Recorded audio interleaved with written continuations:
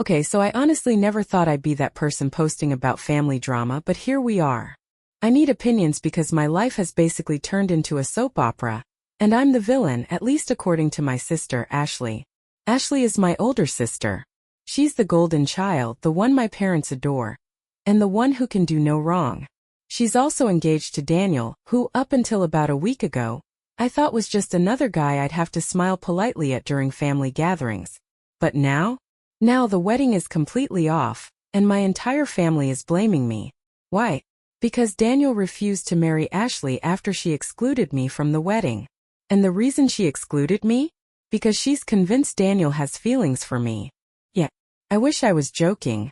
I found out about the engagement through my grandparents because Ashley didn't even bother to tell me herself.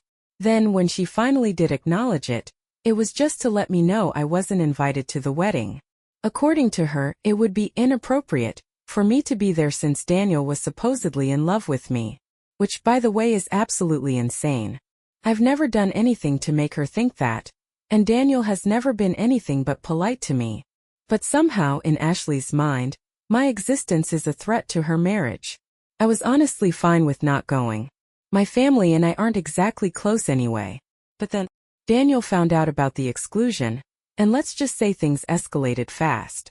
Fast forward to the rehearsal dinner, and Daniel, who was supposed to be standing by Ashley's side, smiling for pictures, ended up calling off the entire wedding in front of everyone. Now my phone won't stop ringing. My mom, my dad, Ashley herself, they all want me to fix this. They want me to lie, to take the blame, to make Daniel change his mind. And I don't think I will. So yeah, am I the asshole for standing my ground? Or am I really the villain my family is making me out to be? To really understand how we got here, you need to know what my family is like. I've never fit in with them. Ever. My parents had Ashley first, and from the moment I was born it was clear she was the favorite. She was everything they wanted: smart, outgoing, ambitious, the kind of person who could walk into a room and make everyone love her. And me? I was the opposite. Quiet, awkward, always getting lost in books or art or anything that let me escape reality. Our parents adored Ashley. They showed up to every recital, every soccer game, every achievement banquet. Meanwhile, my interests were barely acknowledged. I played piano for 5 years. Never once did they come to a recital. When I tried to talk about the things I cared about, I'd get an absent "that's nice" before the conversation turned back to Ashley. At some point I just stopped trying. By the time I was a teenager I had emotionally checked out. I didn't fight for their attention anymore. I stayed in my room, kept to myself, and just let Ashley have them. And you know what the worst part was? They didn't even notice. I could go days without speaking to them and nothing would change. Ashley, on the other hand, loved being the center of attention. She played the perfect daughter role flawlessly, and she knew it. She would tease me about being antisocial, or weird, in that backhanded way that people do when they want to put you down but pretend it's a joke. And when I eventually stopped reacting, she just stopped acknowledging me altogether, unless it was to criticize something I did. So yeah, when I heard she was engaged, I wasn't exactly surprised that she didn't tell me. It was just another thing I wasn't important enough to be included in. But Daniel? He was different. Not in the "oh my god, he's my soulmate" kind of way. Seriously, I do not like this guy like that. But he was one of the first people in my family circle to actually see me. Whenever we were at the same events, he'd make conversation. Ask about my job. Crack stupid jokes to make me laugh. It wasn't much, but it was more than my own parents or sister ever did. I guess that's why, at Christmas dinner, things completely spiraled out of control. Christmas dinner at my parents' house is always the same. My mom goes way overboard with the decorations, my dad pretends to be too busy watching football to help, and Ashley plays the role of the perfect daughter, making sure everyone knows she helped plan everything. And me? I sit at the edge of the conversation waiting for it to be over. This year was no different, except for Daniel. It was the first time I'd really spent time with him. I mean, I'd met him before, but only in passing. I always assumed he was just another version of Ashley, charming, popular, the kind of person who made me feel invisible without even trying. But at dinner I realized he wasn't like that at all. When I walked in, he actually seemed happy to see me. "Hey Jessica, right?" he said, grinning as he pulled out a chair next to him. "You still working at that publishing company?" Ashley mentioned you were into books. I froze for a second, not because it was a weird question but because Ashley mentioned me? That almost never happened. Yeah, I said sitting down. I'm an editor. Damn, that's cool. I've always thought editing sounded intense. Like, how do you not just rewrite the whole book if it sucks? I laughed before I could stop myself. Oh, I want to. All the time. It was such a small thing, but for the first time that night I felt like I was actually there.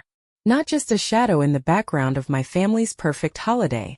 Daniel kept asking me questions throughout dinner, making sure I was included, and honestly, it was kind of nice. Until Ashley noticed. I don't know exactly when her mood changed, but at some point her laughter became more forced, her smiles a little too sharp. She barely looked at me, but I could feel her watching. Then, as we were clearing the table, she suddenly turned to me and said, in the sweetest yet most venomous voice possible, "You know, Jess, if you're trying to steal my fiancé, you could at least be a little less obvious about it." The entire room went silent. I actually laughed because I thought she was joking. What? She crossed her arms. Oh, come on. You think I don't see the way you're throwing yourself at him? Laughing at everything he says, hanging on his every word. God, it's pathetic. I looked at Daniel expecting him to say something, but he just stared at her, stunned. Ashley, what the hell? He finally said. But she ignored him, still locked onto me like a snake ready to strike. You're always doing this. You can't stand when I have something good, can you? That's when I realized she actually meant it. She really believed I was trying to steal her fiancé. Like I had some master plan to ruin her life. I should have been mad, but mostly, I just felt tired. I sighed, put my plate down and said, "I'm not doing this," before walking out. Ashley didn't stop me. She didn't call me back. And Daniel? He didn't say anything either. I thought that was the end of it. I thought I could just let her tantrum blow over like I always did. I had no idea that was just the beginning. A few months after Christmas, I was visiting my grandparents when my grandma casually mentioned Ashley's wedding. I nearly choked on my tea. Wait, Ashley's wedding? I asked, setting my cup down. She's actually getting married? Grandma gave me a confused look. Of course. Didn't she tell you? They set the date for June. No, she absolutely did not tell me. I don't know why I was surprised. Ashley had always been self-centered, but something about this still stung. Not just the lack of an invitation, but the fact that she hadn't even mentioned it. Like I was so irrelevant that it didn't even cross her mind to tell me. I debated confronting her but decided it wasn't worth it. I wasn't exactly dying to go to her wedding anyway, and if she wanted to pretend I didn't exist, fine. That was nothing new. Except a week later she did acknowledge me, just not in the way I expected. I was at home when I got a text from her. A single text after months of silence. Ashley, just so you know, you're not invited to the wedding. It would be inappropriate given the circumstances. I stared at my phone. The circumstances? Me, what circumstances? Ashley. I'm not an idiot, Jess. I saw how you acted around Daniel. He's too nice to say anything, but I know he has feelings for you. I actually laughed out loud. Me, Ashley, you're delusional. Daniel doesn't like me. We've barely even spoken outside of family events. Ashley, exactly. And somehow he still refuses to say anything bad about you. He defends you. Do you really think that's normal? I didn't even know how to respond. This was an entirely new level of crazy. Me, so let me get this straight. You think Daniel is in love with me because he doesn't hate me? Ashley, don't play dumb. You've always been jealous of me. You want what I have. I felt my blood boil. Not because I wanted to go to her stupid wedding, but because she was acting like this was some lifetime rivalry that I had been competing in. Like I had spent my entire life scheming to take things from her when in reality, all I had ever wanted was to be left alone. Me, Ashley, I don't want Daniel. I never have. But honestly, if this is how you treat the people in your life, I don't blame him if he's getting cold feet. I hit send before I could stop myself. The response was instant. Ashley, F*** you, Jessica. Asterisk. And just like that, I was officially banned from the wedding. I thought that was the end of it. I figured I'd just sit this one out, let Ashley and my parents have their perfect Jessica-free event, and move on with my life. I had no idea what was about to happen next. I was so ready to be done with this whole wedding mess. Ashley got what she wanted. I was out of the picture. No drama, no interference. Just her, Daniel, and their picture-perfect wedding. At least that's what I thought. The night before the wedding, I was curled up on my couch, watching Netflix, when my phone started blowing up. First it was a call from my dad. Ignored. Then my mom. Ignored. Then Ashley. Ignored with pleasure. I figured they'd leave a voicemail. But then Daniel's name popped up on my screen. That's when I knew something was very wrong. I hesitated for a second before answering. Hello. Jessica. Daniel's voice was tense, almost breathless. I just called off the wedding in front of everyone. I sat up so fast I nearly dropped my phone. You what? I couldn't do it. His voice was shaking. Not after everything. Not after God, the way she talks about you, Jess. The way your family treats you. I realized I couldn't be part of it. I won't be part of it. I blinked. Wait. Back up. What happened? He let out a sharp exhale. It started when your name came up at the rehearsal dinner. I felt my stomach twist. Why was my name even mentioned? Daniel made a frustrated noise.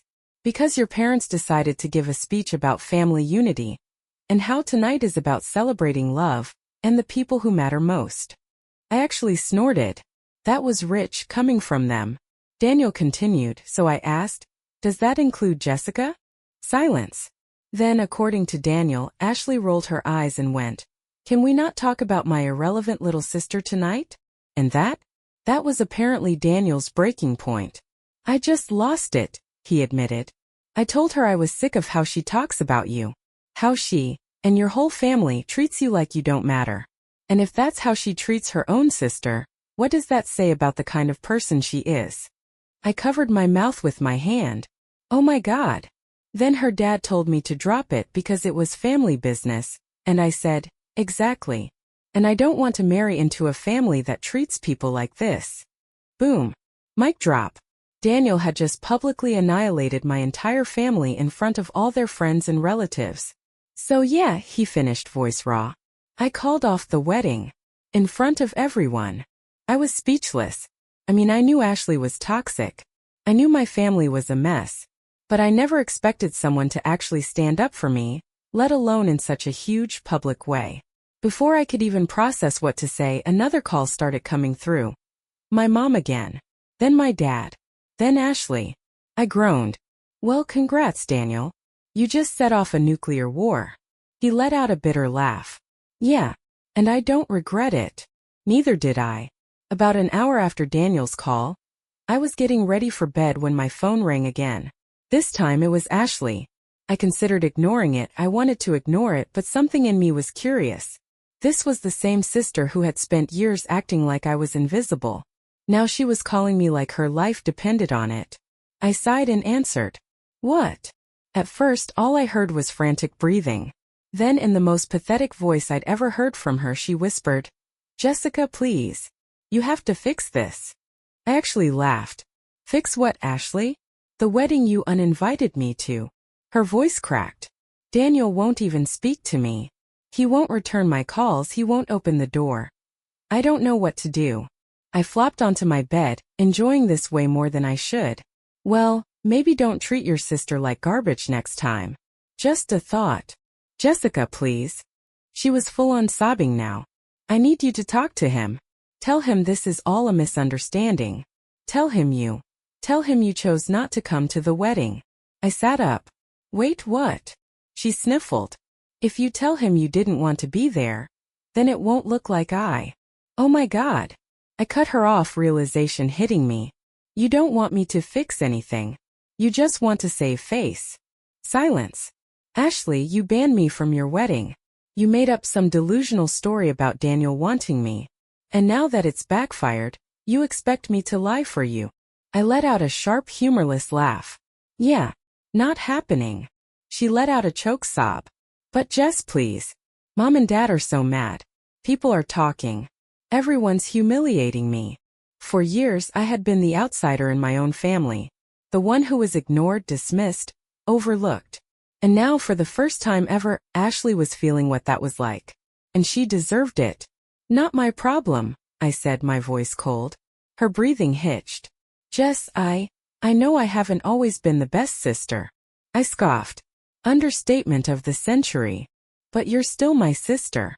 And I'm begging you. A year ago, maybe even a few months ago, I might have caved. I might have let guilt or obligation push me into cleaning up her mess like I always had. But not anymore. I took a deep breath.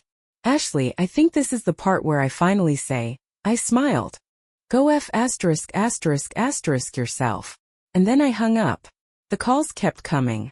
From Ashley, from my parents, even from distant relatives who suddenly remembered I existed. But I was done. For the first time in my life, I wasn't their scapegoat anymore. The morning after the wedding that never was, I woke up to absolute chaos. My phone was flooded with messages.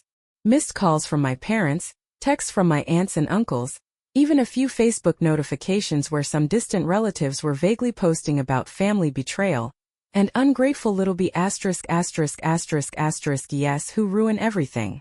Ashley had officially lost control of the narrative, and now my entire family was scrambling to contain the mess. I ignored all of it. Instead, I scrolled through my phone, looking for one specific name, Daniel. I hesitated for a second before sending a text. Me, hey, just checking in. You okay? A few minutes later, he responded. Daniel, honestly? I feel like I just escaped a burning building. I snorted. Accurate. Me, sorry you had to go through all that. But for what it's worth, you made the right call. He didn't reply right away, but when he did, it was simple. Daniel, I know. Meanwhile, my family was still going insane. My mom and dad both left voicemails. My dad's was angry. Jessica, I don't know what the hell you said to Daniel, but you need to fix this. Your sister is devastated. Call me back. My mom's was even worse. Jess, sweetheart, I know Ashley can be difficult, but family is family. She's hurting. And I think we all just need to come together and support her. Please call me. I almost laughed. So now they wanted to come together as a family? Where was that energy when I spent years being ignored? Where was that concern when Ashley treated me like trash? They didn't care about me. They cared about Ashley's humiliation. And I refused to be part of their damage control. Instead of calling them back, I did something I'd never done before. I blocked them. One by one, I cut them off. Ashley, my parents, the aunts and uncles who never gave a damn about me until they needed something. Every single one of them. And the craziest part? The second I hit block on that last number, I felt free. Like I had been carrying this heavy, invisible weight my whole life. And for the first time I could finally breathe. Daniel had walked away from my family's toxicity, and now I was finally ready to do the same. Blocking my family should have felt like the ultimate victory. And in some ways it was. But what I didn't expect was how much it forced me to sit with everything I had been pushing down for years. Because here's the thing, I wasn't just some indifferent, detached person who chose to be the outsider. I became that way after years of realizing that no matter how hard I tried, I was never going to be enough for them. I had social anxiety for as long as I could remember. As a kid, I would get these horrible panic attacks before school presentations, my heart racing so fast I thought I would pass out. I hated crowded places, I struggled to start conversations, and I always felt like I was taking up space where I wasn't wanted. And my family, instead of supporting me, they mocked me for it. Stop being so dramatic, Jess. You always have an attitude. Why can't you just be normal like Ashley? I can't even count the number of times I cried in my room after family events, overwhelmed and exhausted, only to be told I was being too sensitive. Ashley especially loved to rub it in. You know, if you weren't so awkward, maybe people would actually like you. And the worst part? I believed them. For years I thought something was wrong with me. That maybe I really was too dramatic. Maybe I was too much or not enough in all the wrong ways. It wasn't until I moved out and started therapy that I finally got some clarity. My therapist didn't just brush off my anxiety. She listened. She helped me understand that the way my family treated me wasn't normal or okay. She was the first person to tell me point blank, you were raised in a gaslighting environment. That's why you feel this way. And hearing that, it broke something in me. Because it meant that my pain was real.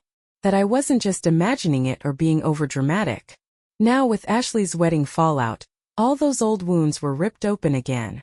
I wanted to believe cutting them off would be the end of it, but the truth was I was still grieving. Not for them exactly, but for the childhood I should have had. For the family I deserved but never got. And the worst part? Even after all this, they still didn't acknowledge any of it. A few days after the wedding disaster, my grandma, one of the only family members I hadn't blocked, called me. I debated letting it go to voicemail, but something in me wanted to know what she had to say. Picked up. "Hey, Grandma." She sighed. "Oh, Jessica.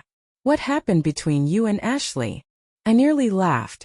As if the past 2 decades of being treated like an afterthought had just slipped her mind.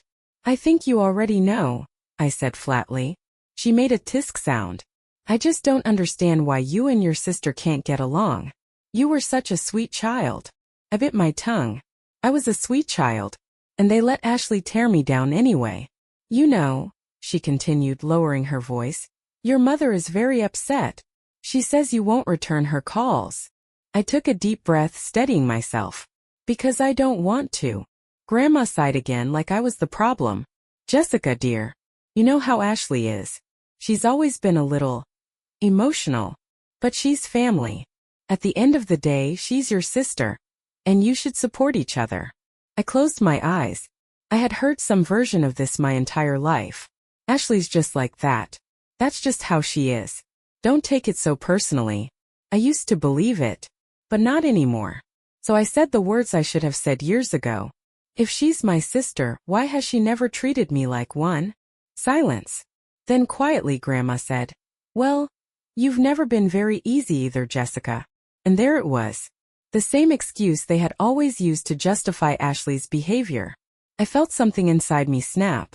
I let out a small laugh, cold, bitter. "You know what? You're right. I'm not easy. I'm not easy because I refuse to be walked all over anymore. I refuse to be the family punching bag. If that makes me difficult, then so be it." She huffed. "Jessica." "No," I cut her off. "If my own family can't respect me, then I don't need them. Not anymore." And then for the second time that week I hung up on a family member. This time I didn't cry. I was finally done. At first, after cutting everyone off, I thought Ashley would just disappear. That she'd go lick her wounds, throw herself a pity party, and eventually move on. I seriously underestimated her ability to hold a grudge. For the first week after the wedding disaster, I ignored everything. The calls, the texts, the passive-aggressive Facebook posts from distant relatives calling me ungrateful and jealous. None of it got to me because I was finally free. But then things started getting weird. Started with small things. One morning I walked outside to find my car had been keyed. Deep, ugly scratches ran along the driver's side door. As if someone had taken their anger out with a vengeance. I stood there staring at it, my stomach twisting. I knew it was Ashley. I knew. But I had no proof. Then the messages started. I had already blocked her number, but she found ways around it. Burner phone numbers. Fake Instagram accounts. Even an email with the subject line, "You ruined my life." Most of them were the same brand of Ashley's unhinged ranting. "I hope you're happy, Jess. I hope you sit in your little apartment all alone and think about what you've done. You always wanted to destroy me. Well, congratulations. You won. Mom and Dad hate you now. Everyone does. You're pathetic." I deleted every message, blocked every new account, and tried to move on. But then one night things escalated to a level I never expected. It was almost midnight when I heard the noise. A rustling outside my window. At first I thought I was imagining it. Maybe just the wind or a stray cat. But then I heard it again. Soft, deliberate footsteps on the gravel outside my apartment. I froze. My heart was pounding. Slowly I crept toward the window and peered through the blinds. And there she was. Standing in the shadows right outside my apartment. For a second I couldn't even process what I was seeing. She was just standing there. Motionless. Staring at my door like she was deciding whether to knock or break it down. Panic surged through me. My hands were shaking as I grabbed my phone and dialed 911. The moment she saw my blinds move, she bolted. I barely managed to get the words out to the dispatcher. "My sister, she was outside my apartment. She's not supposed to be here. I think she was trying to break in." By the time the cops arrived, Ashley was long gone. But that was it. That was the moment I realized this wasn't just petty drama anymore. This was full-on obsession. The next day I filed for a restraining order. It was the easiest decision I'd ever made. And for the first time in my life, I wasn't just protecting myself from Ashley. I was taking back control. Filing the restraining order should have been terrifying, but instead it felt like the most sane thing I'd ever done. I was done playing Ashley's game. Done being the family punching bag. Done pretending that just because we shared DNA, I owed them something. When I told my therapist about everything, the wedding fiasco, the harassment, the literal attempted break-in, she just nodded like she had seen this coming from a mile away. "This is what happens when people like your sister lose control," she said. "They escalate. They get desperate. But that doesn't mean you have to let them drag you down with them." And for the first time in my life, I finally believed that. The restraining order was granted. Ashley was furious, of course. I got a few more burner phone messages, full of rage and self-pity, but legally? She couldn't come near me. Not without consequences. And my parents? They barely reacted. "No, are you okay?" "No, we're sorry it got this bad." Just my mom calling one last time, her voice cold as ice. "Did you really have to take it this far, Jessica?" And I just laughed. I couldn't help it. Because yes, I did. That was the last time I spoke to her. The last time I spoke to any of them. I focused on myself. On healing. On unlearning all the garbage they had drilled into me over the years. The idea that I was difficult, that my anxiety made me a burden, that I wasn't worth basic respect. And honestly, I started thriving. I threw myself into my work. I started going to new coffee shops, meeting people, doing things I never thought I could because for the first time, I wasn't constantly waiting for my family's approval. And Daniel? He moved on too. We're not best friends or anything, but we check in every now and then. He left my sister and my family behind, and last I heard, he's happier than ever. It's been almost a year now. A year since I let go of people who never really loved me. A year since I stopped trying to fix relationships that weren't worth saving. A year since I finally chose myself. And I've never felt more free.